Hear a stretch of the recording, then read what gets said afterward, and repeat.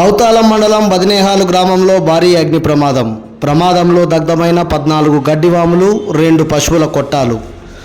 అగ్ని ప్రమాదం సంభవించి మంటలు వ్యాపిస్తుండడంతో వాటిని ఆర్పే అవకాశం లేక ప్రజలు భయం గుప్పిట్లో గడిపారు.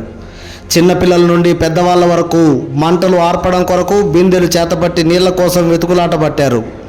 ఎండాకాలం నీటి ఎద్దడి వల్ల కుంటల్లో బావుల్లో నీరింకిపోవడంతో మంటలు ఆర్పడం కష్టతరమైంది. మంటలు ఆర్పేందుకోసం అగ్నిమాపక కేంద్రానికి ఫోన్ చేసినా ఆదోని నుండి అది వచ్చే గంట సమయానికి పుణ్యకాలం పూర్తయినట్లు గడ్డివాములన్నీ దగ్ధమయ్యాయి.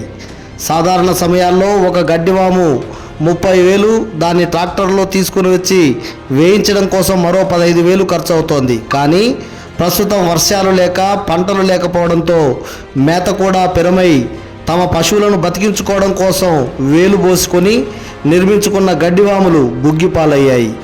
గడ్డివాములతో పాటు మరో 2 ఎద్దుల కోసం ఏర్పాటు చేసుకున్న గుడిసెలు కూడా కాలిపోయాయి.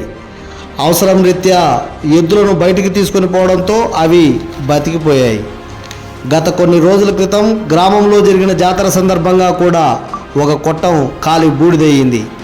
మంత్రాలయం నియోజకవర్గం మొత్తానికి కలిపి ఫైర్ స్టేషన్ లేకపోవడంతో కౌతాలం, కోసిగి లాంటి ప్రాంతాల్లో ప్రమాదం జరిగితే ఆదోని నుండి ఫైర్ ఇంజన్ వచ్చి ఆర్పాల్సిందే.